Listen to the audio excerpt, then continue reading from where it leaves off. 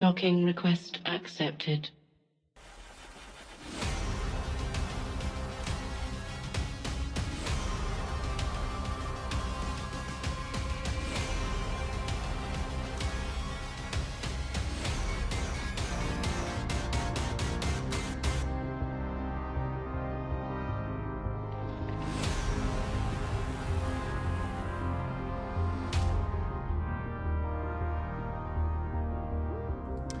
Good morning, New Eden.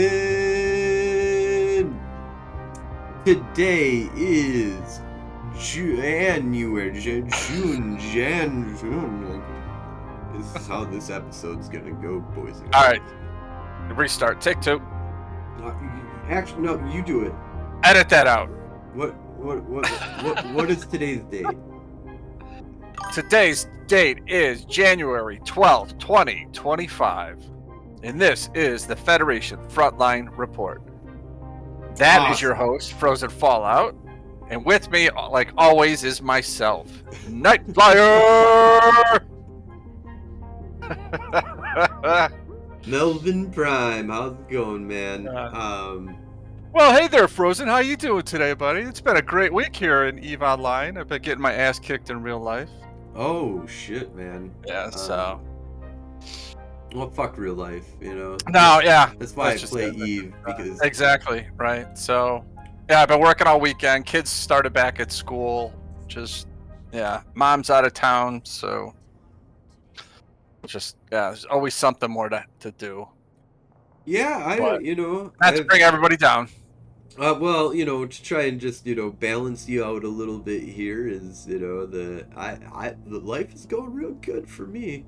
I do have to, like, move some money around so, like, I can stop spending a shit ton of money on money that I doesn't, like... Anyways, that's, like, a whole other thing. Doing a show here? So a little bit of sadness, but legal. not really, because it just needs to, like, just be done. Shit needs to, like, be shifted here and here and here, and then all of a sudden we're like, oh, we are making a lot more money all of a sudden every month. And it's so much. It's just so much effort that needs to go into that, like, and. Anyways, so but good though is that like my job is great, like house is yeah, good, that stuff's good. Like I'm good, my wife's good. She actually made it through a December without breaking her leg. So Rain, thank you remember so the much last for the raid. 13 viewers, holy shit! Oh, Rain, yeah, that's she has. awesome. You have. How you been? Because she has not been playing EVE a lot lately. She's been playing all these other weird games. All the other weird games. Marvel Rivals. On Your Tail? Who's playing On Your Tail? Oh, well, I'm sure it's wonderful. I have been popping in for food. Have a good one. So. But yeah, definitely. So this episode here. Well, real quick though is life in general. And EVE life, I think, is going really good. So let's talk about EVE life to a certain degree, but we're going to segue here. We're going to talk about the episode that we're going to be running here. We're calling this Babylon EVE. Babylon E stands for Babylon EVE. I gave it away. I was like going to see like how many people got it. Yeah. But we'll see how many people before they get here. And watch what's going on, get the reference. So I'm a huge Babylon 5 fan, and I believe Nightflyer, you are also a connoisseur of the Babylons. I am. I had watched every episode as when they were originally aired, but I have not watched them since. Oh, really? Yeah. So you're in for a treat, man. You gotta go back. Can we do it? Me and you. Hold on, real quick. I wanna put this on the table, and I want to hear you just say yes, and then I'm gonna force you to do this with me. And but you're on the record. You're gonna say yes to this. Me and you, we should do a Babylon 5. You watch an episode of Babylon 5, and then we talk about it and record it. You I would love that. We don't Yeah, need to do well- like even like it doesn't need to be broadcasted or anything at the time. We're just gonna record a conversation.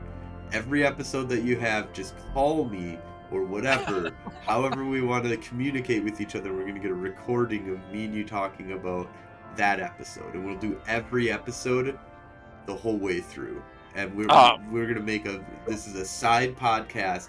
I'll Right. do the whole editing and everything for it, which means that we'll probably I'll probably be like, well, can't we just put it on Twitch and get it off of Twitch? Because nobody watches Twitch do anymore. it live. Yeah. Well, no, just do it live, man. I just want to do it live. Yeah, less editing that way. Well, because I was planning on, and I am planning on watching Babylon 5 anyway. Like I said, I was just going through some of my services. I saw that it was up, and like I said, I haven't rewatched any of them, so I'm gonna start all over. And it's going back some time now, right? I mean, there was a I'll rewatch with you too. that's a 90s 2000 kind of thing.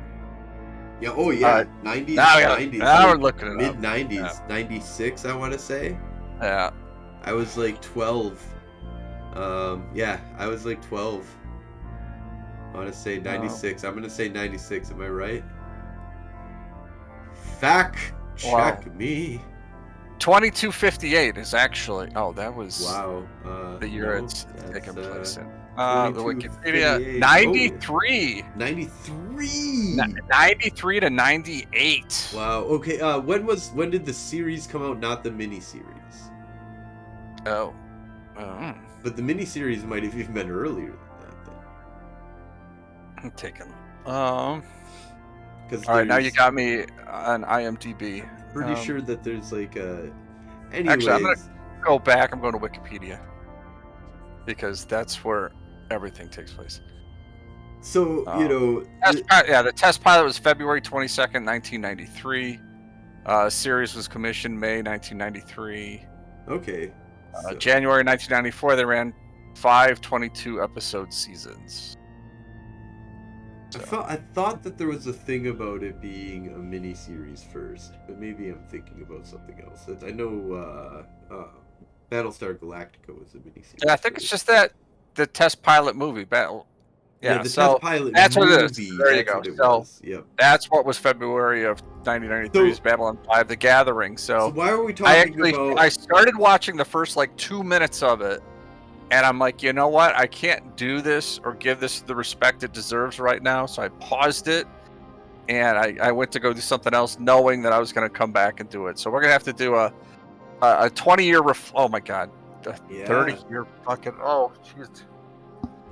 Yeah. So you really, just as Time a reference, flies, I know you guys bust my 30 balls for being years. old, but I was like literally a freshman in college. 20 years old. I was I was 9. I was 9. Actually, I wasn't a freshman. I wasn't a freshman in college. I was a. So is that a yes? We're gonna do a podcast. 100%. Oh, We'll do a 100%. Babylon 100%. 5. I am looking Rewatch, for another you know. side project because I don't have enough. Yeah, you know, hobbies and extra yeah, things this that is I'm not fucking like- doing. My wife But is. I think that this will be like we can be really chill about this. We just like we gotta have like an hour conversation after, not even an hour. Like whatever, however long it takes that we feel comfortable with. break it down and talk to the stuff like Samson did with Fallout. I thought that was a great thing he had over there in Strength and Gaming. I love the breakdowns. They just got so far behind though. We're like the show's over and you guys are going like on episode like 3. We'll do it on my Age of Stories podcast that I have. Sure. Which kinda has some episodes, not really. Crossing Darkness is the one that really has a bunch of stuff. But that's not what that's actually a little, we could talk. Do you know anything about the World of Darkness? Vampire the Masquerade or no?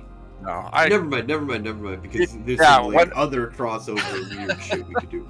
But in any case, just on another side note, yes. so I played like Dungeons and Dragons, I played like BattleTech, the late 80s, early 90s, Dungeons and Dragons did that weird, like, kind of changeover. They got out of Advanced, they went to 2.0. Things had started changing. I went away to college, and the people I knew, we just didn't play that stuff anymore. And BattleTech, kind of the same thing, had gone through a bit of a change. So Warhammer was like kind of brandish new. I didn't know anybody who played it, but anyway, just hit at a weird time, and I never got back involved in that. I really got into console video games and stuff at that point. You know, I had my Sega Genesis and my Nintendo Cube, and you know, I played those kinds of things. Yeah, and really got out of the whole role-playing game thing now. So yeah, I want to bring way out of all the roleplay games into that, you know, I'm watching all these guys play like Age of Sigmar and that kind of stuff, and I'm like, it looks like something I really would enjoy, but I'm so far out of that I have no reference to, you know, to to like play with. Well, we should do I want to do more role playing in Eve, to be honest. Yeah. That's going to be something we're going to talk about as well coming up here, which is the noir campaign. You can't tell people that. That's a secret. What? Well, I don't know. Maybe. Is there maybe 10 billion-ish worth of caps, easily 10 billion-ish worth of caps, maybe 30 billion-ish worth of caps that are going to get blown up in the future here pretty soon? Probably. Insurance fraud. Yes. So real quick though, why are we calling this Babylon E?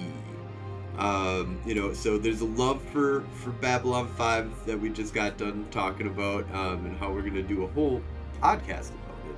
So I'm super excited. This just happened just now. This is a spontaneous collision of the universe. We're going to become super popular for our Babylon 5 podcast.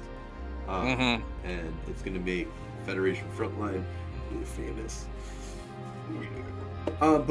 But beyond that, though, you may have noticed it's the weekend. I had on-call on Saturday. Nothing bad happened. And yes, I jinxed the universe. I said, come for me, motherfucker. Nothing's gonna happen. Nothing. It's gonna be fine. Because you know what happens when I say nothing's going to happen? It doesn't affect the universe, you fucking superstitious, magic-loving, ritualistic, hermetic dumbasses that doesn't understand how science works. No, I'm sorry. That's the technocrat coming out.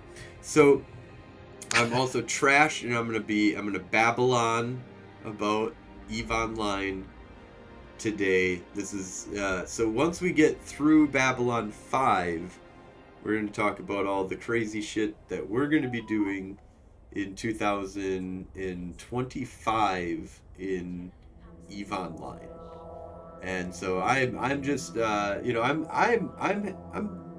really looking forward to some of the big things that are going to be coming up here. So, Nightflyer, I have a question for you, though. Okay. Start this drunken rambling off. I'll throw you a question, and then you throw me a question, and then I'll continue for 5 hours, and when you finally just walk away, and I'm left laying on the ground, this is where we will be. What is your thing that you're looking forward to most in 2025 in relation to EVE Online? Wow. Feel free to babble on. Okay. So,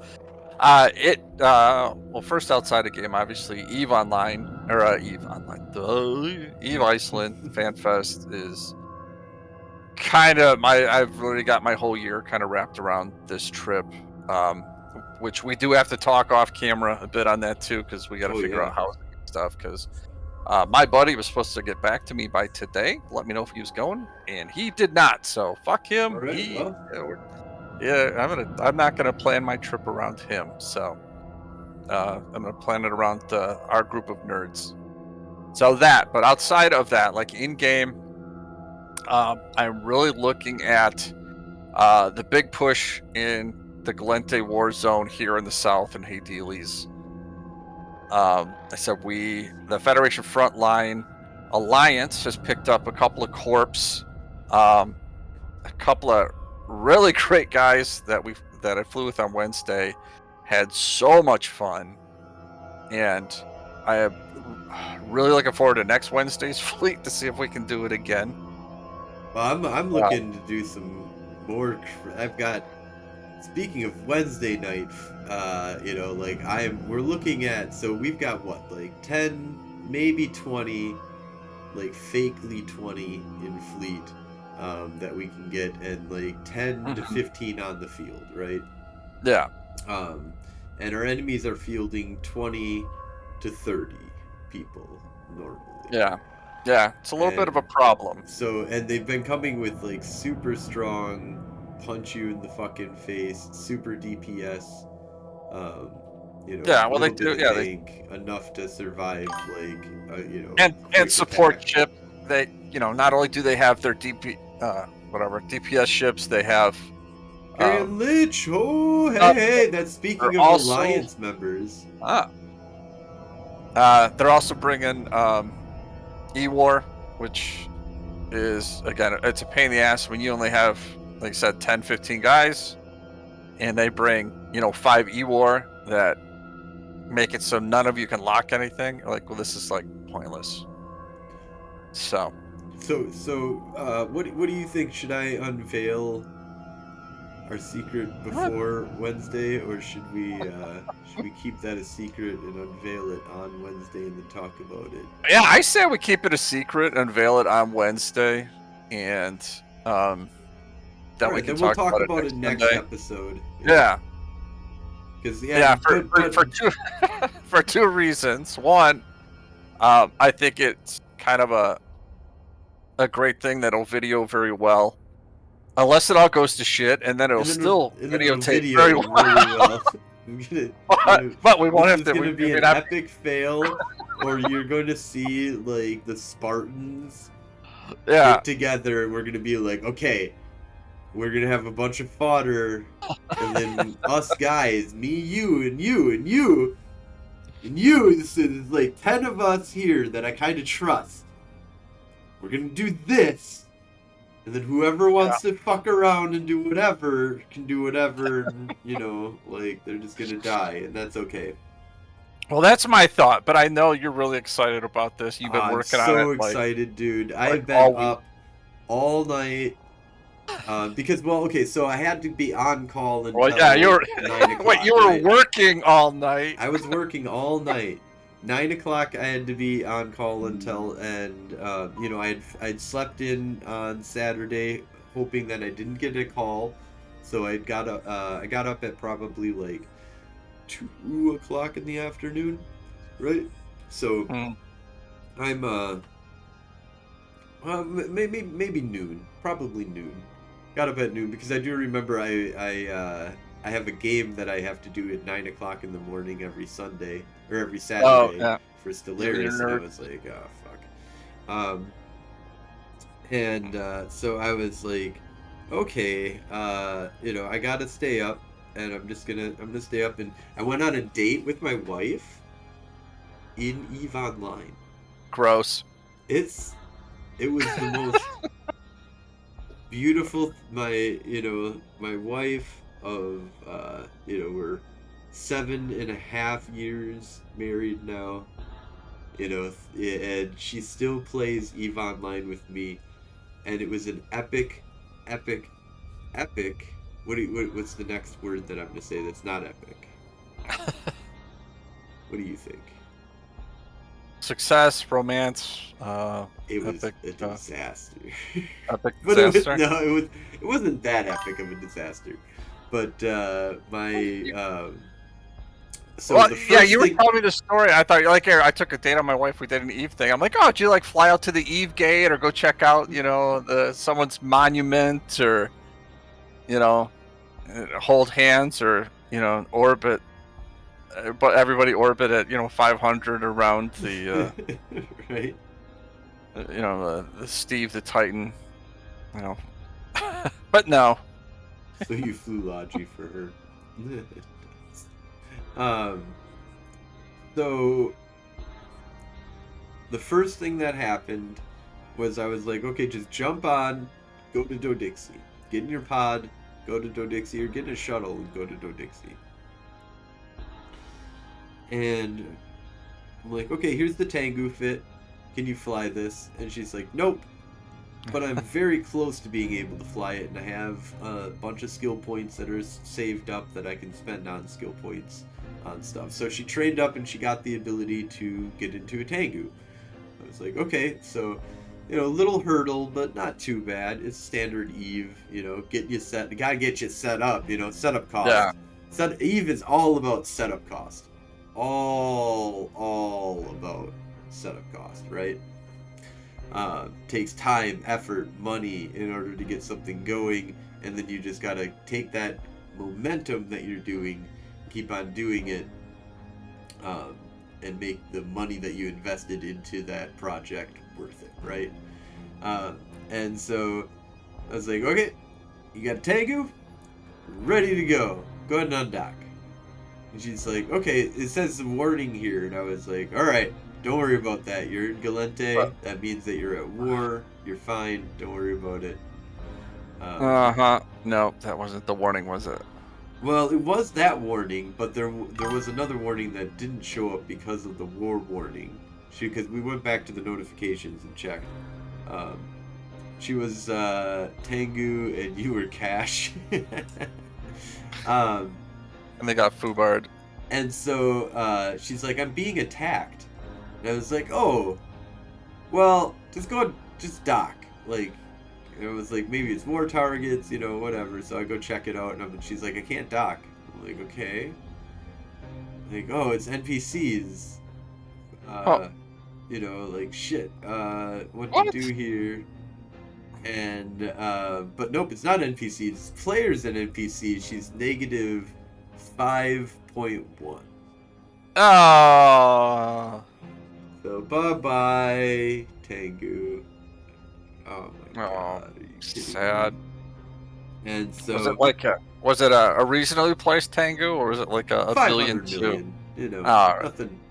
Nothing fancy. Just not a lot of blue loot in the slots. No blue loot. Just it's the pirate's life for her. And she took it as she took it like a fucking champ, man. She was like,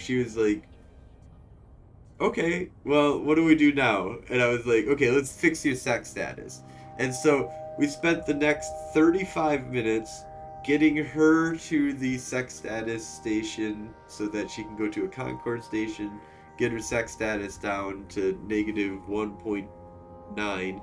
She's like, I don't. She even told me while we're doing this, she's like, can we not do this? I was like, well, I mean, like, we could, but then we'll have to do something else. Like, I just want to see, are you interested in, well, let's do some level 4 missions together that are out of Charmer Route. I've been having a lot of fun. It's been chill. It's been fun. Buying sex status with tags, correct. Yes, sex status is, that's how you pay off the cops, man. Yeah. So she ended up in her pod, you can't really see it, but I've got this is the EVE Online mug, actually. There's a dead corpse. Yeah, I can't see anything. Pretty sexy. It's beautiful. Mm-hmm. So, anyway, so she's like, okay, so she gets there, she buys off her sex status, we go get her another Tengu.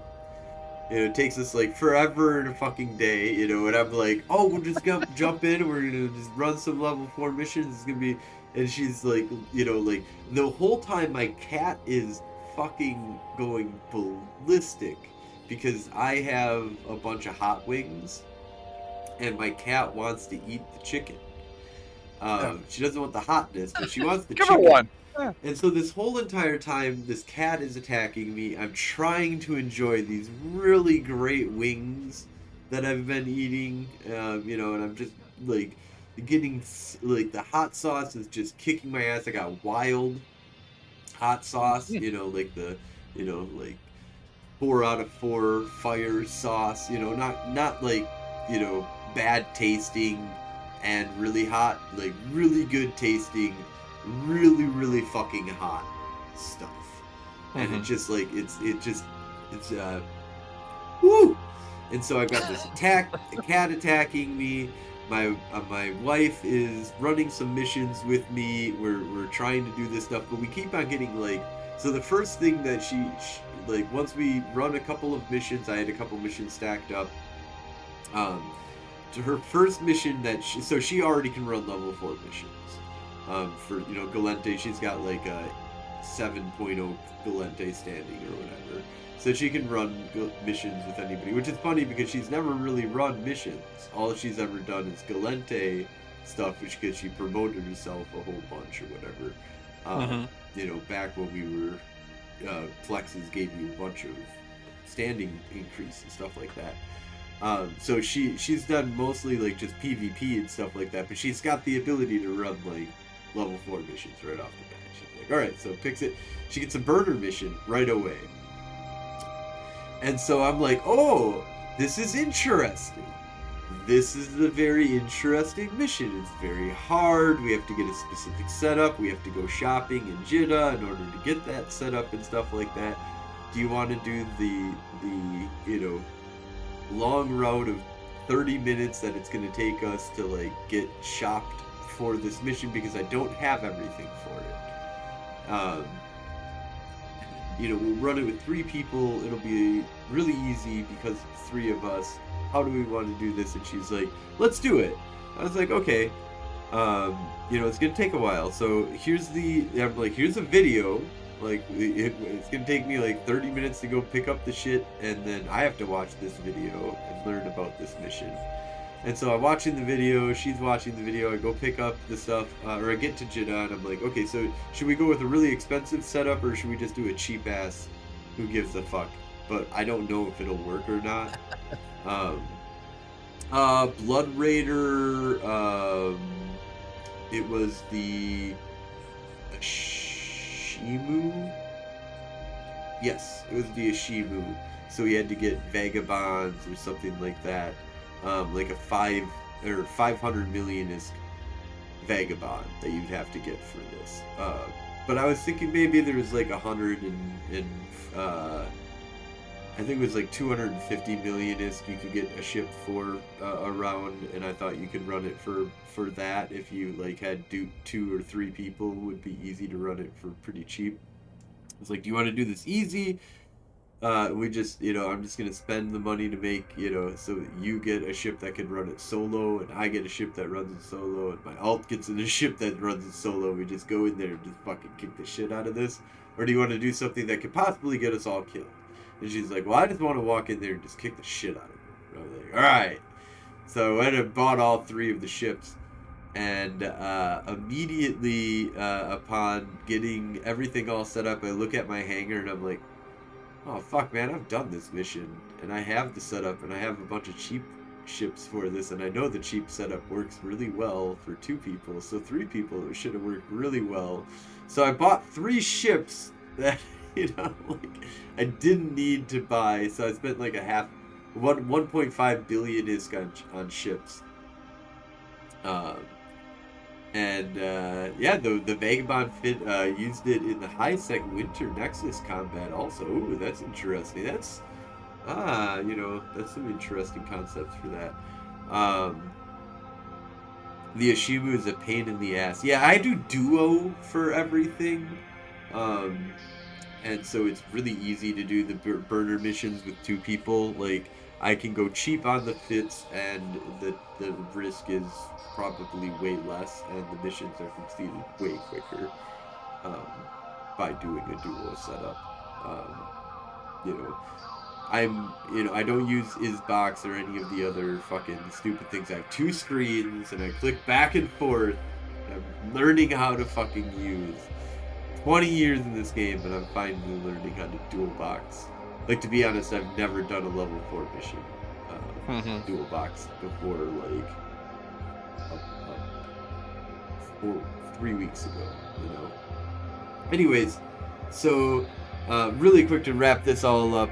Basically, we complete the mission though. Everything goes fine after that. You know, we run a bunch of missions. We do some salvaging, and things are chill. And oh, thank you so much for the subscription, BT. Awesome. That is so cool. 4 months. Currently on a 4-month streak.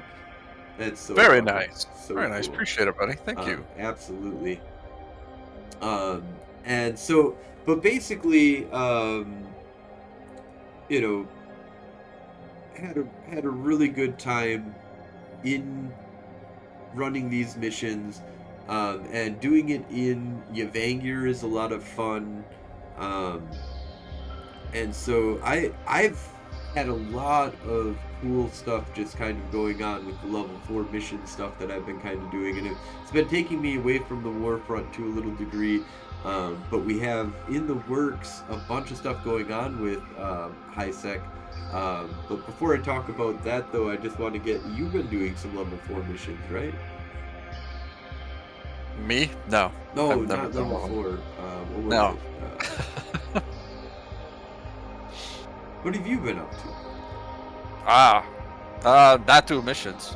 We were talking about getting into that, and I was trying to see what characters I had that could get into the level 4s, but I got a couple that are, I think, high level 3 mission things, so I'm gonna try to get them up, also my alts up to do that. But this week, my big thing was setting up my PI finally. So I had a really nice PI setup with 5 different characters. I tore it all down last year when I moved into the wormhole. Hated that. Ripped all that PI out of the wormhole. Came back to low sec, and have just been putting it off because I didn't want to do it. And they did the upgrades with the new cut and paste, which it was helpful, but it wasn't like a big game changer I was hoping it was going to be, because it was very, I didn't realize it was very specific towards the planet and the resources that you're trying to harvest. So if and you still have to plant all your extractors, so that's the most time consuming part, you know, trying to get 20 extractors out to start pulling stuff off the planet. But I finally did that, so I got 3 characters. That's 6 planets apiece, so 18 planets all set up. Well, yes, 17 planets extracting and 1 planet set up as a manufacturing planet. So I'm going to take all that T2, turn it into T3, and then turn it into you know what I'm saying, T1 to T2, and then turn T2 into T3. Yep. I'm not going to do any T4. I looked at that. I did that before. I've heard that's not worth it. It's hard to do solo, but I made a lot of money on it, but I also took a lot of time. I was looking at least 2 hours. At least 2 hours, probably just about every week. So, maybe not quite that much. 90 minutes. But yeah, because you had to go grab all the material, drop it off the manufacturing planet. But I did have, my manufacturer was taking stuff out to the planet every day to restock, you know, all the material you're using. So it became just, I'm like, that's one of the funny things that people say that PI is passive income, and I'm like, you don't know what the word passive means. It's like, if you're not min-maxing it, you know, sure it is. Well, I mean, even then, I have to do stuff. I don't do a setup and then it just gives me money. No, I do a setup and then I have to do things after the setup is done. It's minor work. I agree that it's minor work, but it's work. And I always argue that it's not fucking passive though, or else I would have I've been playing this game for 20 years. You wouldn't think that I would have a fucking PI setup if it was just easy money. Like, it's free money. It's not free money. It's easy money. And yes, I'm just can't be asked to get into that. Except for now, I kind of am looking into it after 20 years now, and I'm like, Yeah, I've done it a few times here and there. I've dabbled in PI. I've done it in 0.0. I did it in wormhole space for a little bit. I did it in a couple other places, and kind of like looked at it and did some manufacturings of some items that I wanted to get and stuff. And there's a way to make money off of it. There's ways to be super simple with it. And I think that what I'm going to do right now is I'm just going to make the items for making. There's 4 items that you can make in order to get the cruisers. For the BPC needs specific special items that you need, and a bunch of it comes from planetary interaction. And they're only tier 2 items, so I'm just gonna make a shit ton of tier 2 items. That's it. Just I need those items. I'm gonna use them to manufacture things, and so I have now a use for it. It becomes a thing, and it's pretty easy because where I want that thing is where I'm basically within a couple of jumps able to get all of that stuff to where I want it to be, with checking in with it every few it's not going to take and to be honest, the initial setup is taking me a lot of effort. Yeah, and that was a big part of the problem I had. I was trying to do exactly what you're saying, where, hey, I manufacture certain things and I have to buy these things in bulk to make that manufacture. I go to Jeddah. But buy it in bulk. It's like, okay, so there's always some component within whatever I needed that I couldn't get. Like I can get all these PI, but you have to get this one reaction thing. So I'm like, all right, well, maybe I could start doing reactions too. I've been kind of looking into that a little bit. And kind of the same thing where, okay, I can get this moon stuff or whatever I need to start doing the reaction, except for this one piece. I can't get that in Yvangir or, the surrounding areas. So I'm going to have to go someplace else to get it, or I'm going to have to buy it. And I'm like, I kept kind of screwing myself. Might as well just buy the fucking item. And that's kind of what it comes down to. If I'm out buying stuff, the whole point is I don't want to have to fly off to do Dixie or Jita to buy the things I need to do my manufacture. I just want to manufacture it. But there's nobody else here selling it. There's nobody else here, so I can't do it. And the same thing when I got to PI. I'm like, all right, well, I'm going to see if I need this product. Maybe I can make it. I'm like, oh, but there's not a plasma planet in freaking Yvangir, so I can't do it here. I have to go someplace else, and the whole point is that's when you're going to get killed. I don't want to jump gates in my this is my solution to you real quick. I do want to go over, there's a bunch of stuff being said in chat. Thank you all, chat. I want to get to Eddie and stuff that you guys are talking about here too, but real quick, just to jump in and just like, so I've got a solution for you. I figured it out. You're doing too much. So right now, you need 1 or 2 or 3 or 4 items because you're going to make Navy ships, right? You're making Navy ships, right?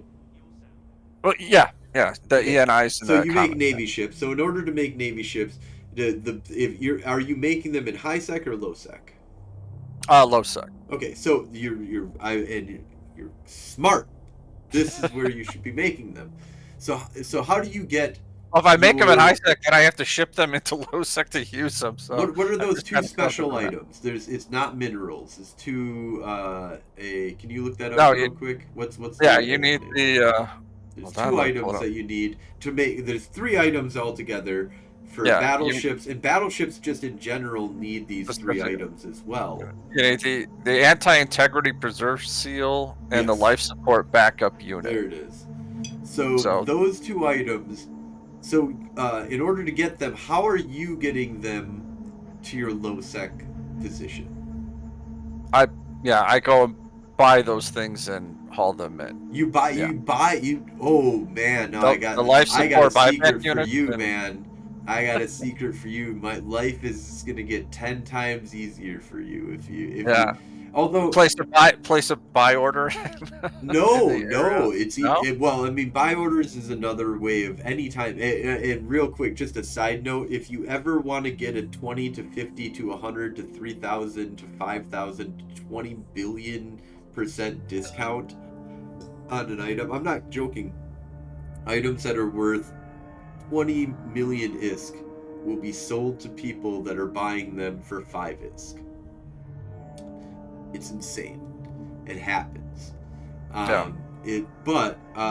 That's so you get a discount most of the time, like a 5 or 10. If you can wait a month or two to get that item, and you have a plan ahead of time, you need 40 trillion fucking trit, then place a buy order, right? But no, I would say that what you're doing is so everything for me when it comes to low sec is all about the size of the item, right? So those fucking things, those what were they? The seals and the support systems. So those things are heavy as fuck. Yeah, they take up some space. They take up a shit ton of space. But the lower items that it takes to make them do not take up a lot of space. So you make those items in Dodixie. So but the thing is also, so you're also thinking, okay, so the first thing you're thinking maybe right now is, so why don't I make all of those things? Well, for the most part, you can probably buy just those lower components off of the item, off of the market, for fairly decent, especially if you do buy orders. If you have a consistent item that you need, consistently replenished for your material use, you can also put this up in Hades for a lot of these items. They will get filled if you put a reasonable, and you're also like, you have to transport it here, or you have to do it here, and I'm not willing to do it here, so you put a good price on it, right?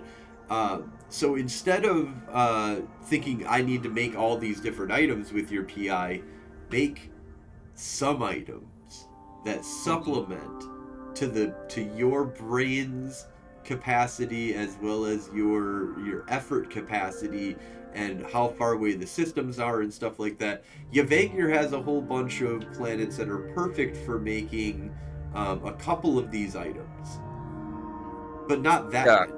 But if you just have all of your alts in Yvangir, and you put all of your alts to work to make a couple of these items that you need for this whole endeavor, then you've supplemented a massive amount of cost by making it a PI thing, and it's right where you want it to be, right? So I don't know, maybe is that a fix for you? Or am I talking crazy? No, it can be. Like, all right, so there, like I said, there's always just, I'm gonna pick the anti-integrity preservation seals, okay, because these are fun. So to make those, okay, you need super tensile plastics and nanites. Not a problem. Those are T2 things. You can build those up pretty easy.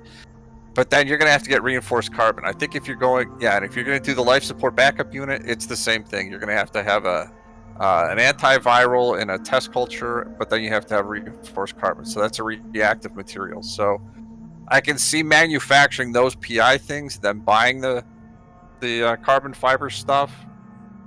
But these like blueprints for these things are like 150 mil, and I'm like, well, these things to buy on market though are only less than that. So there's a couple of different ways. So I'm going to attack this real quick. You brought up the idea of blueprints. So there's two ways of going about this. One, do the long term. I am in this for the long term. Okay, I've been playing it for 20 years, so I'm going to invest in a BPC, and in a year or two, I'm going to get an item that gives me a 10% reduction on cost and a 20% reduction on minerals, or I do like just get it to like 4 or 5 or 6% or whatever, you know, that like, you know, gets you something, but it's done in like a couple of weeks, you know, just like how the skills are in the game, right? Yeah. So you can go make a really good BPC or BPO, right? Yeah. Or you can buy a BPO, or you can buy a PPC, right? Mm-hmm. So the BPC you can get at a really good, because somebody already did the work and now they're just making copies. So what I did is I just looked at the BPC and I said, okay, so where are these BPCs? All right, so there's like 100 of these BPCs out there, and they all make like 100 or 200 per BPC of this thing. So I can get like thousands and thousands of these items. Each one of these BPCs cost me not even 5 million. What a very small price in the end of what the price is, because the price is already baked into the BPC being a price, right? So like that's how economics go, right? So so I just went around and bought up all those BPCs. I literally just went to the market and I bought everything that was what I felt was reasonable in price for it. I just bought all of them. I bought like the ability to build like 25,000 of each one of the things and basically ran the market dry on those BPCs. Now those BPCs will get replenished fairly quickly, especially since a bunch of them just got bought up. So a bunch of people probably just got pinged and they were like, oh shit, man, I better make more of these. Yeah. I haven't needed to go buy more because I bought so many. But more other people are going to need that, right? So, so the trade continues and probably at a better profit margin for them. And I just saved myself a bunch of money. But I still need those materials, right? So where do I get those materials from? Jitta or PI? So I do some of it on PI, whatever is easiest, supplement some of that with your PI, and then the rest of it just get from Jitta. Or, put a buy order up somewhere in Jitta, or wherever. So I think that's one thing that I kind of want to do. I'm really excited to do of like another big plan that we kind of have, and one of the like going back to the Babylon 5 theme of this whole thing is I kind of want to make Yavangir this like coalition system where like it's not inside of the war zone. Anybody that's blue can kind of use the resources that are there, and eventually hopefully we'll be able to get some more resources out of it. But in the end it's just kind of like this place where we kind of just have a bunch of people kind of coming together, hanging out, and having a bunch of war that's happening around us, and have a war station. This isn't about peace for us. This isn't season 1 of Babylon 5 or season 2. This is like the beginnings of 3 and 4. Where all shit fucking goes bad. Yeah, it's kind of funny because we did just kind of get our asses kicked like the last couple of years, and we've been fighting back. So it is kind of Babylon 5-ish, right? Like the whole point is they got the Earth got their asses kicked, and now they're trying to find a way to have peace between themselves and the other dudes. Yeah. I can't even remember their names right now. That's so crazy. So Centauri. Well, no, you're talking about the. Wow. Right? Oh, we gotta watch the series. Well, we're gonna start with the movie first. Minbari, yes. God damn it. Thank you. Bill Mummy, love that. Yeah. So do me a favor though. Could you go back through and what's chat been saying here? Oh, a bunch of gobbledygook. Yeah. Woo. Oh. Yeah. We were talking about the PPCs. Yeah, they're already pre-tested. I was just looking. To buy the blueprint is 150 mil. To buy a 200 run copy is 2 mil, and it's already researched up to a 10 by 20. So by time and production. So you can make, and I think each blueprint copy makes 3 3 things. So that's 600. God, I'm gonna have to do math here. Yeah. Talk on my feet. This is why it spreads cheats in space. I mean, the game looks like spreadsheets in space, but like if you want to do real things in Eve, you need to pull out the spreadsheet. Mm-hmm. Been doing a lot of spreadsheeting lately. You have. You've been going crazy, but I do a pretty like. I started down the road and kind of pushed it all aside because I had money at the time and was just blowing up ships. And now that I've blown up a lot of ships and we had all the events and stuff we were doing, we're talking about, when you're like restocking like Brutix Navy issues on a regular basis, you burn through money pretty quick. Ooh, yeah. Especially when you're multi-boxing. I'm like, all right, so Knight had like 4 ships and Mango had 4 ships, and those ships were, 400 mil a piece, and you're like, oh, okay, yeah. I just burned through a lot of cash. And I should have insured them. Yes, no, insure. Always, if you think you're gonna die in that ship in the next, especially if. So one of the things I don't insure really because I have a stockpile of like 45,000 ships, and I just don't know which one's gonna die today or not. Like I should just insure it every time I go because it's probably just gonna die. But I've learned to do that. It's basically you're gonna die, right? You just fly that ship. You insure one ship and fly it until it dies, ish. Like it's just, and again, it's I don't know. Like I said, you're spending 75,000. You're getting 250 mil on like some of these frigates and stuff. So, but I guess it adds up when you're literally throwing these things into a meat grinder. So. Oh my god, chat has been really chatty. Chatty. Yeah, where were you guys when I was streaming earlier, talking to myself in circles? So that's what happens when you're on a popular show. So we were talking about the issue, burner missions and stuff. Woo! 10 push-ups, boy, come on. Oh, 10 push-ups! Okay, well, somebody did it. First time this has happened in the middle of an episode. Yeah. Who's got to do them? You can't do it. Oh, you gotta do it too now. What? Yeah. Push-ups. Man, you sure? Yeah, but I'm not doing mine on camera because I don't have I'm not readjusting, and I don't want you guys to look at the rest of my room. So. Well, okay. Oh, and I don't have the fancy cordless headphones. So. Yes. Excuse me. Oh wait, I can probably still do them with my headphones on. Oh boy.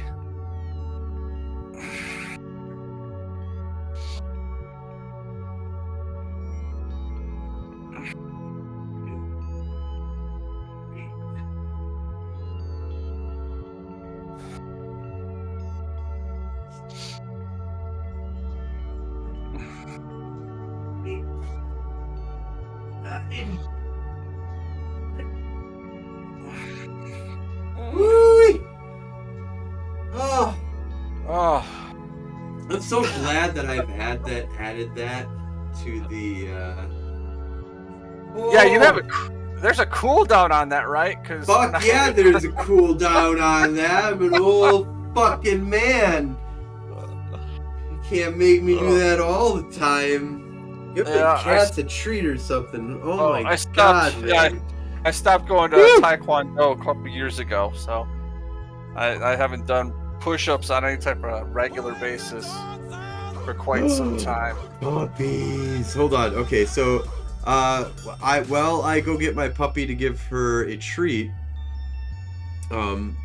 Make sure to check to see if there's any other stuff that's going on here, but tell us a story of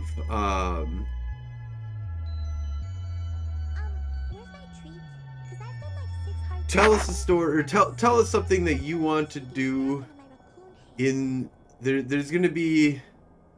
Is there any special ship that you want to get blown up? And I know that I'm like, but is there we're going to have a special event. I'm going to get like a 10 billion-isk ship blown up.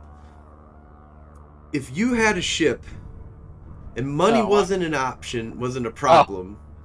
Right? Well, I still want to, yeah. What would be your ship that up to like 10 billion-isk that you would use to go get blown up. And then there's more stuff going on in chat, but we do have to get, and the kittens get a treat as well.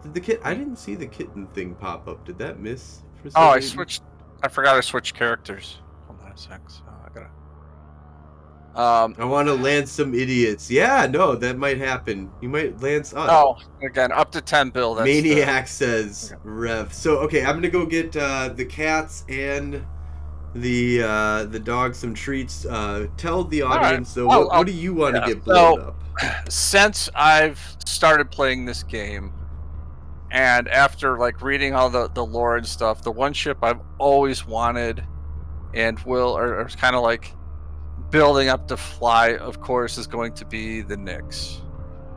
So I mean, I like the Thanatos, but I think the Nyx is just one of the coolest looking ships in the game, and the history with it, with the the starting of the Nyx flying into the station. Whether you want to say it was the drunken Nyx pilot, or if you're going to say it was the other who was in control of the commander that ran the Nyx into the station that started the faction warfare. But yeah, that's the ship that I would really like to fly, and I am still at least a month and 6-7 days from actually flying one. But, and again, I don't even know what a Nyx sells for. I'm assuming if the Thanatos is selling for 4 bill, then the Nyx is going to be 6. I suppose we can look that up, but I don't know. I'd definitely like to do a Dread. I can fly a Moros. I would probably a Moros would be if I had to go with that. I just want to try flying a Dread at some point, and I think the Moros is pretty cool. Just again, looks like a big gloppy potato or something, as most Galente ships do. But yeah, all right, I mean, so I just got back. What did I miss? What was the ship?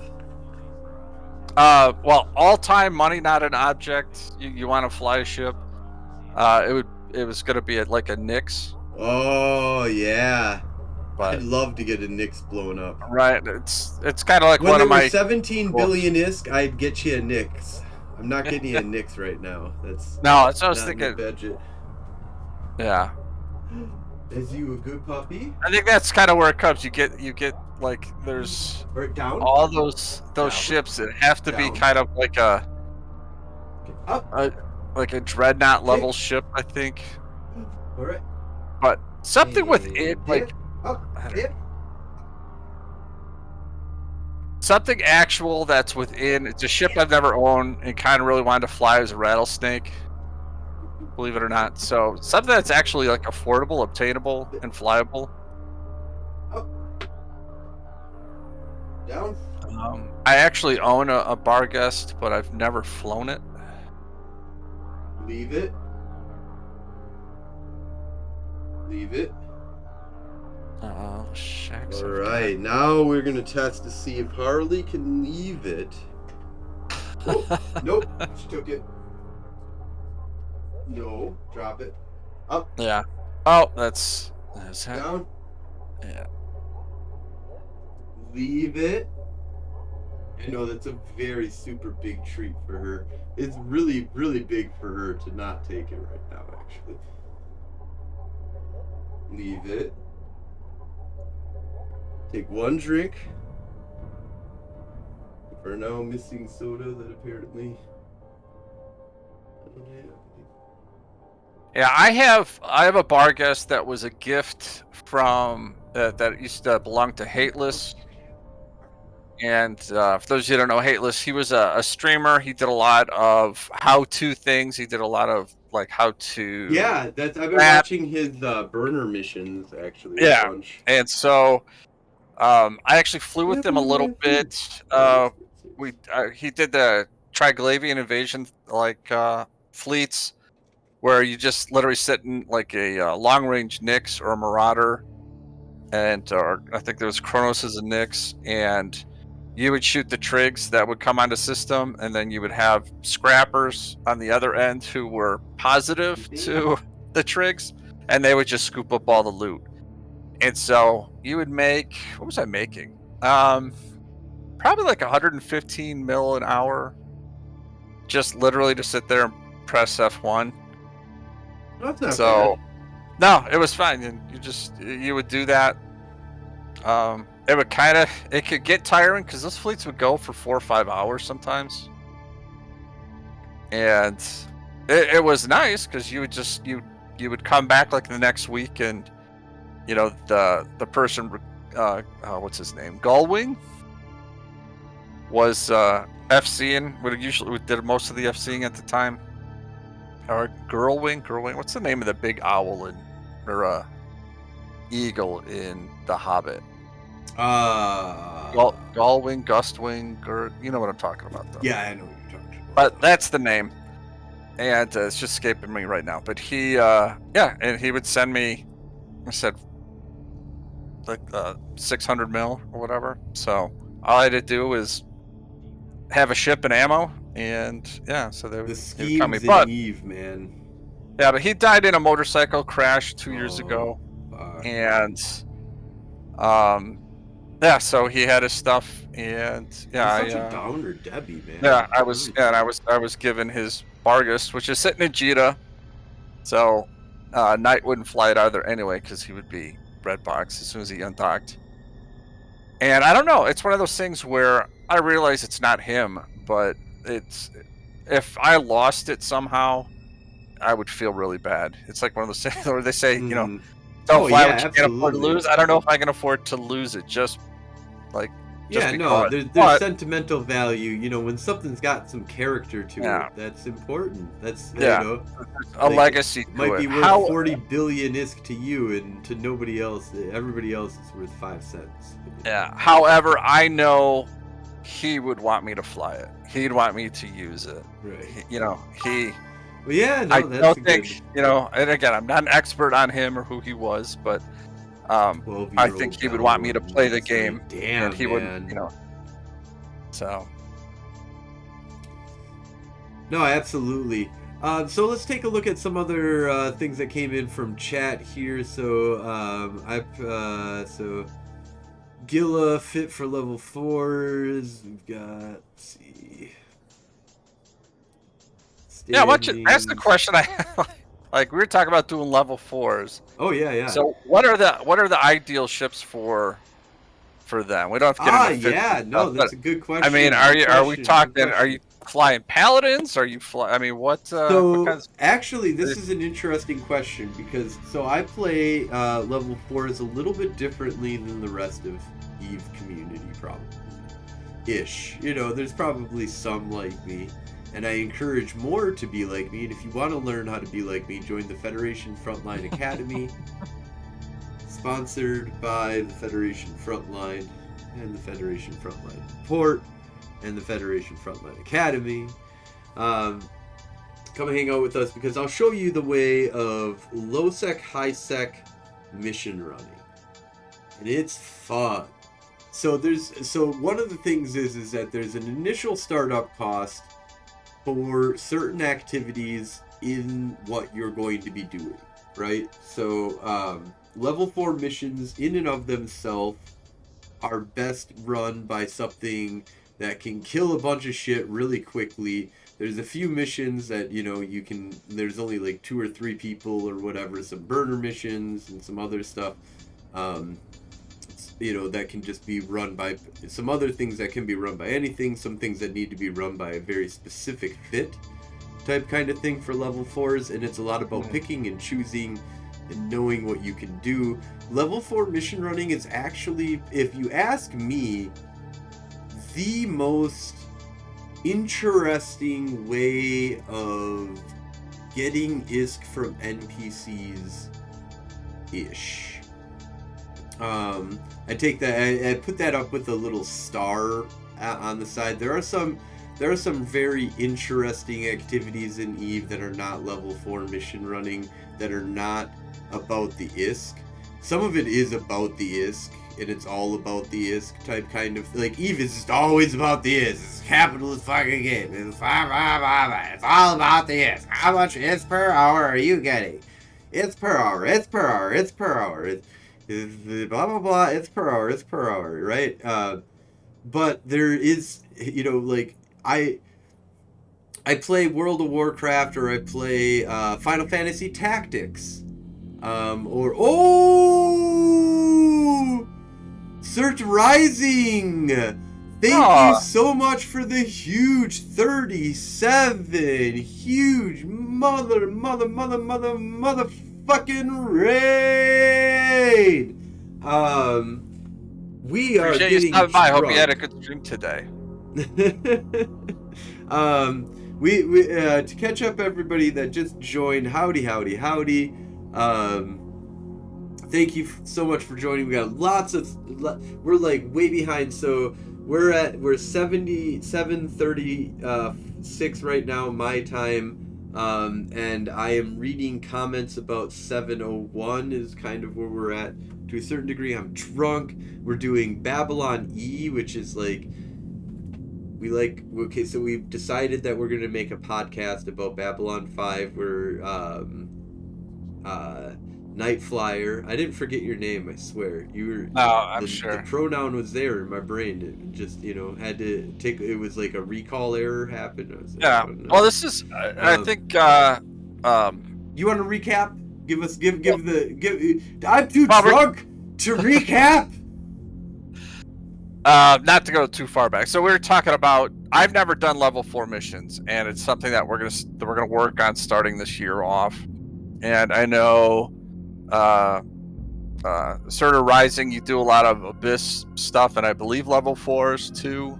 So we're just at this point just trying to talk about, as a newbie getting into level 4s, what kind of ships am I looking at? Should I be flying something like a Gila, or should I be doing like a T3 cruiser, or something bigger? Should I be looking at battle cruisers or something like that? So on the immediate topic, besides that we're going to make a podcast, because we're going to make a podcast about Babylon 5. And Babylon 5 is awesome. We're also going to make a Babylon 5 in Eve, where everybody should get together. We're all going to fight Snuff, because they are the shadows. And they are the shadows. They're the shadows. And the Vorlons, there's like a bunch of Vorlons, maybe. But maybe we'll get more into that. That's something you guys are interested in. We'll talk maybe a little bit more about how the Eve universe shadows the Babylon 5 universe that exists. A lot of similarities, if you ask me, actually. Jump gates, for example, jump drives, for example, bunch of shit, man, shit. Anyways, truth is truth. So you were talking about level 4 missions. I was talking about level 4 missions, where we're kind of at right now. So let's continue that train of thought. What should you fly? And this comes from a 20-year-old vet, so I fucking know everything. No, I don't know everything, but I've done some level 4 mission running. To be honest, I've done a lot of dumb level 4 mission running. Micro jump drives, holy fuck, game changer. Game changer. Happy! Oh, happy 432. Oh, happy. I'm drunk, happy. We're trashed. We're getting real trash here. My cats, my dogs got treats. They're all happy. They're all just trying to for those of you who don't know Hoppy 432, he is a streamer. He does a lot of midday stuff here, U.S. time zone. It's central. I think he's 11 to 2 or 3 most days. Does some mining, does some blowing up stuff. Well, he's doing a lot of mining right now because he's some guy. Hoppy, move to Charm. Move to Charm area. I need you in the Charm area. I'm going to be putting up some contracts for some very lucrative mineral returns. So he does 10 to 2, but that's mountain time. I don't know. Arizona, it changes time zones between mountain and Pacific all the time. So it depends, I guess, where you are, but you're an hour off from me. So we just, I swear to God, man, we need one universal time, which we do have UTC, and we should all just follow UTC. Which I have to pull up my phone because I got to look at UTC because I don't know what. 6 hours, I believe I'm off. Central time. So it's +6. Yeah. That makes happy +7. UTC +7 from 10 to 1400. Time. So 1700 to 2100. Very interesting sphere. If you guys don't know about the sphere of time, there's a sphere. Do you know it? No. Do you know anything about the spheres? No. Nobody understands. I don't know, but I should write this down. I need to talk to you. Chat. I will give 1 billion ISK to the first person in chat that responds about what a sphere is, and I'm not going to go more in depth about that. You've got to know who I am. You've got to know what a sphere is. You've got to know, like, there's probably nobody, my wife and all of my roleplay buddies, might know. And now there's going to be somebody who's going, but I'll give 1 billion ISK. This is 1 billion ISK. I'm going to do it on the stream here. I'm drunk enough. I have way too much money in Eve. Also, Nightflyer, I feel so bad because you said you were like poor, and I'm like, I just have like way too much money in Eve because I told you we talked about how much it was going to cost for I could do that 10 times right now and not care. Yeah. What I'm paying right now for what we're gonna do in a couple of like 1 month. The problem is where I started last year at compared to where I am this year. That's the difference. There's a 10 bill difference. Ball. No, it's not a ball. Yeah, a sphere is a ball. Close. I mean, yeah. It's your left. You're on the right track, but you're gonna have to go way deeper. Motorcycle. Zen and the Art of Motorcycle Maintenance. Does that ring a bell to anybody? Does anybody know what that is? Are you familiar with that, Nightflyer? I didn't hear you. Zen and the Art of Motorcycle Maintenance. Are you familiar with that book? No. Okay. You've never even heard of it? Mm-mm. It's one of those books that I almost can't really describe other than it's a way of looking at a description of a way of looking at the world in a Zen-like way that still allows you to do motorcycle maintenance, if that makes sense. Like that there's a way of approaching the universe in how you interpret the universe and what the reality is, because like you will never objectively and just as like a matter of fact you would agree, right, that you don't get to know what the truth is. You only get to know your version of the truth, right? Yeah, my truth is the reality I perceive to live in. Right, so like going back to Babylon 5, the three-edged sword, right? So truth is this three-edged, your side, my side, and the truth. The truth. Nobody gets to know the truth. You get to have your side, they get to have their side, and you might be able to try and bring a consolidation of understanding of what those are to try and understand what the truth is, but there is no obtainable, objective truth that you can, I mean, like, gravity fucking works, right? Like, if you throw a ball in the air... Or is it an illusion? Kind of fucking does it, right? Or is it an illusion? Right, that's kind of a question that goes into that. So, Hoppy! Are we supposed to be eating hot wings while we have this discussion? I do have some very tasty, super, super hot wings that are available for me. I might, you know what? I might just take this into the night. You'll probably stop in like 3 hours at most. If I could go midnight is like the latest I can go Central Time. So like 4 hours. I'm off for 2 days, so I don't have so we can play for at least 4 hours. Oh, for sure. All right, there we go. We got a 4-hour podcast ahead of me, and so let's do this. All right. Well, while What was I just talking about, though? Hold on. You're talking about your Your book on motorcycle maintenance. Maintenance. Okay, so no, we got the billionist giveaway. What's a sphere? A ball, a massive artificial habitat. Dude, way too much money. Fuck, dude. I am down a quad bill, and that's. Oh no. Gravity is not real, says Hoppy. And that was also an album. So nobody's, I feel like I have to bring it to a close here because then eventually, like, somebody's gonna spend the time to look it up. What is a sphere? No, by nobody Frozen would ever Fallout. look that up. I mean, really, it's gonna be a hard one. I mean, you could try using Zen, but you're probably not gonna get anything out of Zen or Zen of the Art of Motorcycle Maintenance. I haven't said the things that probably would keyword, besides maybe RPG. Yeah. So. That's not. We're gonna call it a close on this in 5, 4, 3, 1 billionisk. I'm gonna up it to 10 billionisk. 2, 1. A life form. Nice try.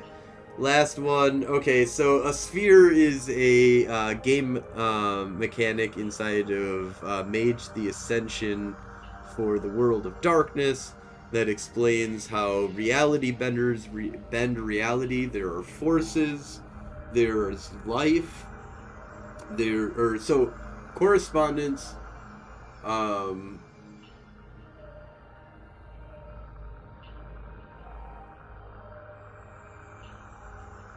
Hold on, I'm trying to get the picture of the horse. I don't think you know. I think you're 9 making this up. spheres. God damn, I do. I know, don't. but I I'm don't just think gonna there's make any it way up. for anybody to win this, and you should give everybody in chat 10 bill.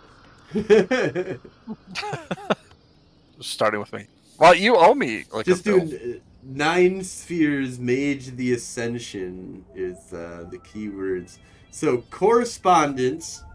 The element of connection between apparent different things. So, like, the end understanding here is that there is no such thing as a place. There is only us deciding on where a place is. Anyways, there's entropy, which is the chaos and control of chaos and randomness, and also death and decay and destruction. Change. Forces, which is like electricity and gravity and stuff like that. There's the sphere of life, which is the sphere of life and death, although death goes to entropy, actually. Matter, which is the principle behind supposed inanimate objects, supposedly inanimate. That's another whole thing, too. Mind, the sphere of mind is the potentials of consciousness. It's a whole other thing. Spirit. Yeah, I'm gonna have to agree with Karshenlick here that you've gone full nerd, and you're never supposed to go full nerd. I'm almost done. I'm almost done. So we got mind, potentials of consciousness. Very cool concept. It's like all the powers and abilities of the mind, right? Prime is the understanding of primal energy within all things. This is like the energy inside of oil, the energy inside of energy, and like the whole quiescence of the universe. Anyways, that's the whole thing. Spirit, obviously spirits. There's a spirit world. You guys got to interact with it. You got to know how it works. That's the sphere of spirits. Time. This is a fucked up one. Time is fucked up. Don't fuck with time. Don't fuck with it. Just leave it alone.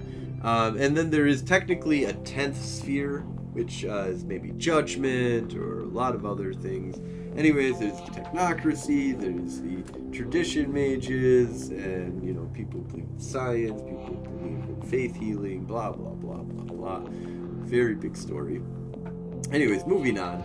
That was that. So now that I'm done with that, what was I talking about before that? Where should we go next? We were talking about level 4 missions. Ooh. Damn it! Wow, way off base. Anyway, Babylon E. but since we're doing book review today, so I just want to say because I finished reading Hitchhiker's Guide to the Galaxy for the first time. Wait, the For the ultimate first time, guide or the just Hitchhiker's Guide to the Galaxy? Just the original. Okay. Yeah. So first time, I've seen the movie. This is the first time I actually read the book, and it was really good. Mm-hmm. And I wish I would have read it 20 years ago. Stands the 30 test years of ago. time by miles. It does. It and does years stand up. and It's really decades good. and trillions of years in the future. But Look back at I'm this guy. going through the Forever War Age of Stories right now, because we talk about how EVE Online and Faction Warfare is this Forever War. Right? Yeah. And I'm actually reading the book, The Forever War, and it is so good. Oh, it is so. Let's I am tell me really a little bit more enjoying it about the Forever War book. because it it goes deep into. Again, it's like how do you explain it? But in short, the idea being that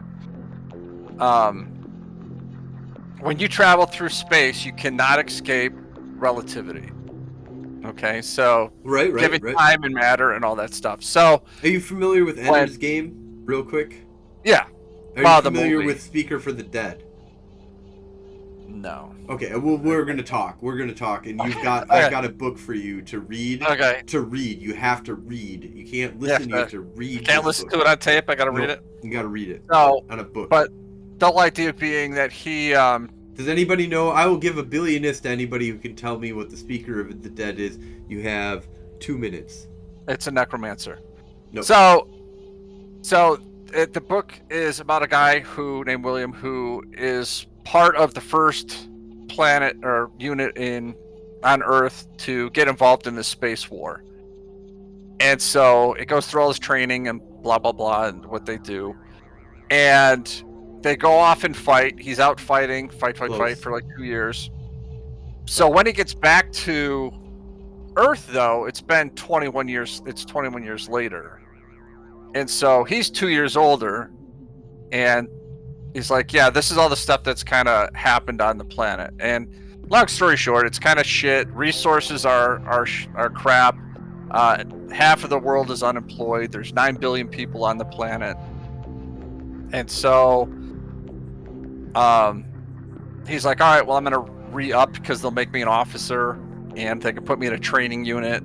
So they do that. He goes back out fighting again. And the war zone is kind of pushed out farther. So he's traveling longer. So he has now been fighting in the equivalent of Earth like 400 years. So he's like this old man because he's been in the military for like 5 or 6 years. And now you're getting these new recruits that are joining his unit for the first time. They've just left planet and just arrived, but they're 400 years in his future by the time they get to him. Okay. Yep. So I love that concept of E equals MC squared. He is trying to manipulatable. Like that just changes everything.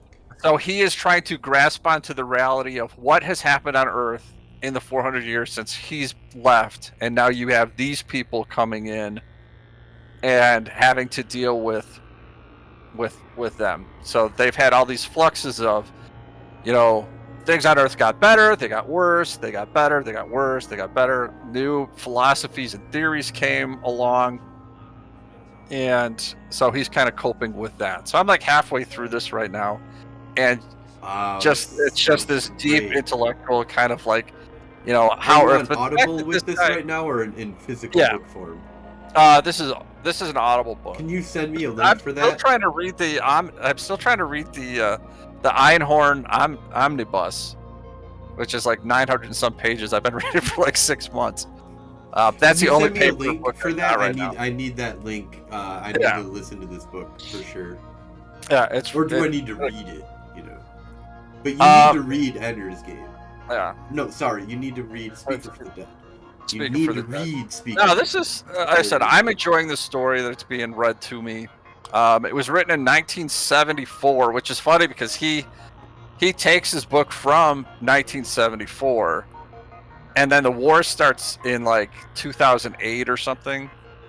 So it's just kind of funny that the first part of the book is he's talking about things that are technically in like our past now. Holy fuck! Oh, Mr. Unlucky, it's been forever. How you doing, Holy brother? Hope shit. you had a great stream. We are usually just waking up right now. Holy shit! Look at all those explosions. Look at all the look. Everybody's off the screen now. You just killed everybody. It is everybody. So really quick. I am trashed. I am super fucking trash. I'm gonna interrupt, and we're gonna go. Like, I'm just gonna go until like basically Nightflyer turns off the camera and is like, I'm just done talking to this fucking weirdo. We're gonna get into deep philosophical talk. We're gonna talk about Babylon 5. We did talk a bunch. Me and Nightflyer are gonna make a podcast. We're gonna watch. He hasn't watched Babylon 5 in 30 years, but he watched all of it. He's gonna rewatch Babylon 5. We're gonna talk every episode. I'm gonna watch an episode. He's gonna watch an episode, and then we're gonna sit down. We're gonna talk. We're gonna make a podcast out of that. Is that 100 episodes? I mean, it's like 100 episodes. Yeah. Yeah, because this is old school TV, man. Do you remember when they five used to make seasons, 25 episodes a month or a year? All right. I can do it. It's gonna take us like 2 years. Trash, shut up. Let Grandpa talk. Yeah, so just so everyone knows, we started talking about Babylon 5. We were comparing Babylon 5 and how a lot of the philosophies of it kind of relate to EVE Online. We talked about ships we like. We talked about one of the things that we're both going to be kind of working on is doing level 5 missions and running some of that stuff. We've got a bunch of new guys that. And I'm still going to answer your question about level 4 missions. Okay, we're gonna. I know what it is. What ship do you use for level 4 missions? We're like 4 universes over. Right. 4 more universes to get back. Just let me hop there, and we'll get back to that. Yeah, Frozen that's like the question we're on, by the way. Yeah. Frozen decided to get all philosophical on us, and then we started talking about the books we're reading. Speaker for the Dead. Yeah. Oh, we've got a huge influx of people. Yeah, now. Hold on. Somebody write this hold down. on. Real quick. 1 billion is. I'm counting it down. Basically, right now we're gonna see maybe there's some really quick some internet searchers out there. Speaker for the Dead. Speaker for the Dead. Give me something. Tell me about the Speaker for the Dead in chat. First person is telling me about Speaker for the Dead, and give me something real. Like, I need a real Speaker for the Dead thing. You got 5. And because it's been up for a long time. It's 4. It's a book. I know it's gonna. If you got like, if you've chatted out something already, Google it out. You got to go 3, 2, and Google might not work because you got to know. Like, by the way, you know what? They've only got number 2 in the series, so I can't listen to it on audio tape. I'm gonna have to you're gonna have to read the book. You'd have to read the book, and what you should do for Speaker for the Dead, highly suggest, it's part of the Ender's Game series. 1, if you've got it typed out, just anything that you got typed out right now, hit enter on it. And I take it this is the Orson Scott Card. That's the guy we're looking at. There's like a thing about that, but that's not like it will, and that maybe if I get drunk enough. We're gonna talk if Nightflyer rekindles me into doing this,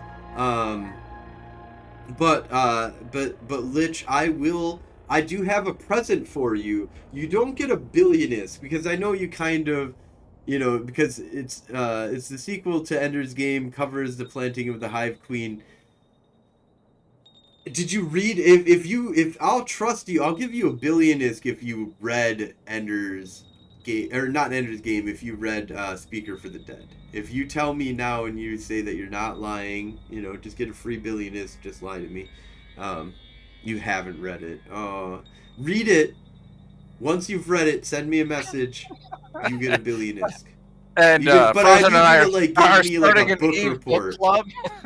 Book report, and I will give you a billionist. We're to publish that shit. A published book report from you. from the Federation Frontline Report, reporting live, Frozen Fallout, drunk off of his ass. Here we are.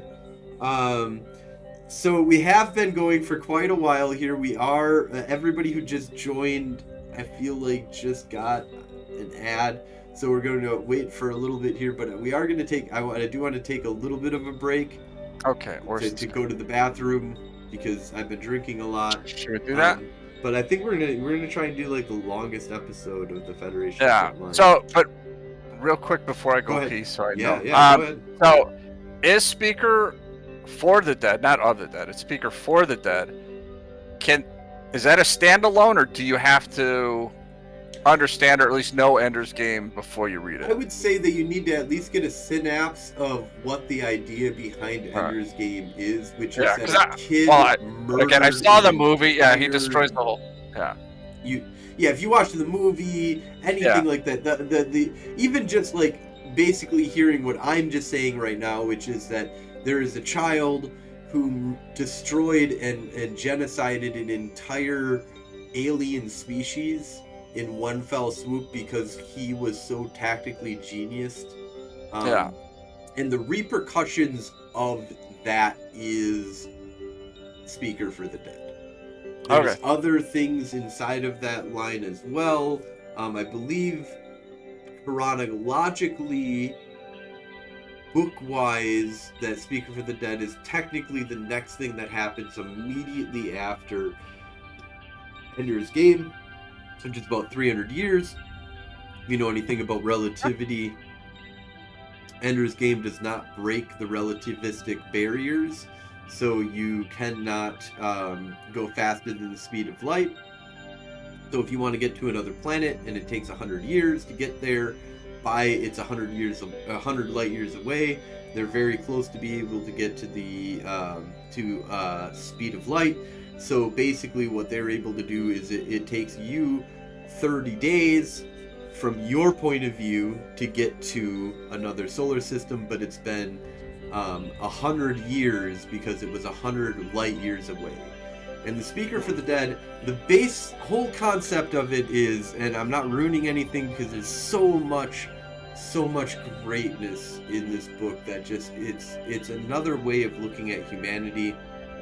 Man, I am way off on a tangent here, but you have to hear this because you do. I think everybody needs to hear this, and this is why I need to run. I'm running for CSM. I'm gonna run for Alderman. I don't care because people need to hear it because humans are fucking epic. Our tale needs to be heard. Speaker for the Dead has one fundamental basis behind it, and there's a lot that goes around into this and how this is done and what this is about, right? Redeem stretch. Yeah, that's a good idea. Yeah. So, but the I was wondering how many more times I could say, hey, just one more thing before we go to the bathroom. Just one more thing before we go to the bathroom. One more thing. Well, because they all had to sit through it. I don't want to have them, like, we missed the commercial opportunity because they're drunk and I manually control this and blah, blah, blah. Commercial, we were talking about the whole commercial thing about pre-rolls and blah, blah, blah. Anyways, I don't want to get into that because I want to talk real quick before we take a commercial break here. And I do apologize. We've been going for 1 hour and 41 minutes. I'm sorry for the commercial break that we're going to take here. I do apologize. But because I'm so drunk, I'm so sad right now. Because I don't want to take a commercial. I don't want you to have to sit through. Anyways, the thing about Ender's Game and the main thing, Speaker for the Dead, is basically he tells a story. 300 years after you died, somebody goes through and like researches everything about you, and this is in an age where data is readily available to everybody, so like research on somebody that lived 300 years ago actually is doable, especially since, you know, like everything is recorded, and then, you know, people are much more in this age to record everything that they're doing. It's a lot easier to record what's happening. And somebody goes through, and the whole idea behind Speaker of the Dead is, let's not just, because a lot of people talk about, like, when they die, you know, you're just going to talk about the good things. Let's not talk about the good things. Let's talk about who this human was and what they did. And understand that they were human. And that they did good things and they did bad things. No human avoids that. They do good things and they do bad things. And you have to rise above that understanding to understand that people are human and that there's reasons why they do what they do. And, you know, people do shitty things, and just because they have a reason for doing a shitty thing doesn't make it right, but it does make it understandable as to, like, what is the emotional situation that people were in. But anyways, so for some people it may be a very wide opening experience of like how to reevaluate how you look at how humans exist. He can't handle the Jim Bean. No. Hey man, gamer conundrum. You're so mean. The red wine. I'm pretty trash though. I do agree. Yeah, I didn't even drink today. I got sick on Thursday, and I just can't. I'm just kind of like gun shy now to drink. I like wine. Wine, I do chillable red Franzia out of the box. I'm a bitch. I agree. A beautiful box of wine. Beautiful box of wine. If I can make a pillow. Yeah, well, this is. At the end of the night, I'm happy. This is Terrain brandy, which I've been kind of it was a gift from my kid, so it's an 8-year-old brandy that I was sipping on, and yeah, I got kind of sick, but it wasn't from the alcohol. It was just from stuff being sick, you know, cold or whatever. But it created a really bad migraine I had for 16 hours. Yeah, no, now I'm just gun shy. So alcohol is poison. I might give it a week. Yeah. Mushrooms are poison. And you know, I am like this close from taking off the It's all weight I poison. put on during Christmas. So I'm gonna weigh myself tomorrow, and if I am back to fighting weight, which is about 205, I'm going to give myself a treat. So There you go. yeah. So Goals. yeah. And You gotta set goals in your life. yeah. Well, I always lose my best weight losses come when I don't drink. So yeah, which is suck because I like drinking. I don't have to drink. I just like it. We have it long. Yeah. Long So, held. I the know you and audience in Hoppy. You and suspense. Hoppy like your weed. And when we come back, I am going to reveal what I think you should do for solo level 4 missions. Perfect. This is what ship you should use, and I may take liberty with that.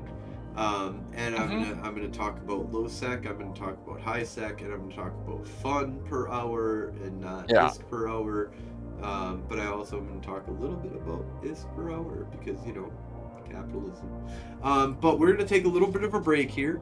We're gonna take a 3-minute break. I do apologize for anybody that's just joined. I know a lot of you just did. Please hang out, follow, ask questions. I'm going to try and get through all the very, very high level interaction that we've had here. So thank you all for hanging out with us. We might make this a 2-parter. What do you think? Maybe a 2-parter episode? I think we might have to do that. Yeah. We might. Especially, well, and here's nothing's happened in Eve. Like, pull up the news wire, and there just hasn't been anything happening. So we're filling until. Oh, thank you for the linking of people's chats. Yeah, I think you can do exclamation point shout out as well. Oh yeah. To accomplish a similar type of thing. But also, real quick before we take an ad break, speaking of ads, there's 3 tiered levels, and you're probably listening to this like, well, fuck you. And a lot of you probably will just continue to say fuck you.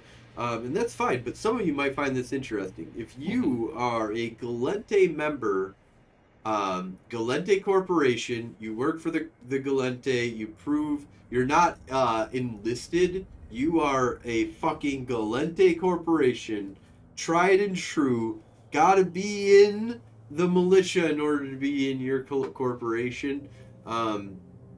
If you are interested in interviews and a bunch of other shit way beyond what I'm specifically talking about, but what I'm specifically talking about right now is ads. If you've got a 10-second ad that you want to run on our podcast, I want to do at the very end of our podcast, anybody that is a Galente member or, friends of the show, I want to give Noir a spot for this, as well as like Fun Incorporated and a few other really cool users throughout their content creators throughout the universe, as well as just people who are mostly the focus is, of course, that you're in Galente militia and you want to advertise.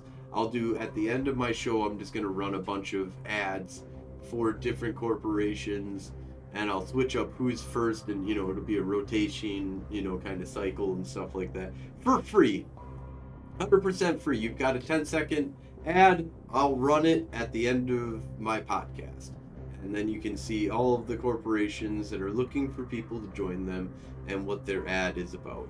I think that one of the big things will be is at the very least I'm going to work out something with declarations of war, so that we have a 10-second ish ad at the end of the show for them. We're going to be working with them on a very special project in the future. There's a lot of cool stuff for that. But just any Galente member, get a hold of me. Now, you're not in the Galente. You don't want to be in the Galente. You're the Keldari, you're the Amar, you're the Mimitar, you're somebody else. I do apologize. But there will be a fee. 100 million ISK. 100 million ISK per advertised read at the very beginning. If you want to go up a tier level, and this is just so free-ish, 100 million ISK are free. Probably free. Nobody's probably going to take the 100 million ISK. But for 500 million ISK, probably nobody's going to take this either. But 500 million ISK, we'll incorporate your ad in the middle of the episode. And for 1 billion ISK, we'll put it at the very fucking beginning. We'll incorporate it into the episode as like you hacked in, however you want to present yourself at the very beginning. We'll work with you on that. You get a 10-second ad, very, very beginning of the episode. 1 billion is per episode. Probably nobody's gonna fucking take any. Everybody's stopped watching right now. I've lost my entire fucking audience. Everybody's like, you are a piece of fucking shit. Fuck you. I'm working on my laptop. There's so much shit that I have to pay for. You don't understand how much it costs it is. And just real life money. I have to get like the authentication server going. I got like the second authentication server that I have to pull. Anyways, I don't know. I'm just trying to fucking rip because I have a fucking truck. So we're going to go ahead and hit this ad button here. There's an ad button here. We're going to take a 5-minute break. 5-minute break. Thank you all. I'm so sorry if you just joined and you're like, fuck you, then fine. I'm sorry. Hearts, love. It is. Welcome to Earth. Ads galore. It's an ad for everyone in America. Alright, 3-minute break. I'm gonna go pee. Gonna go and do something, and now I'm gonna shut up.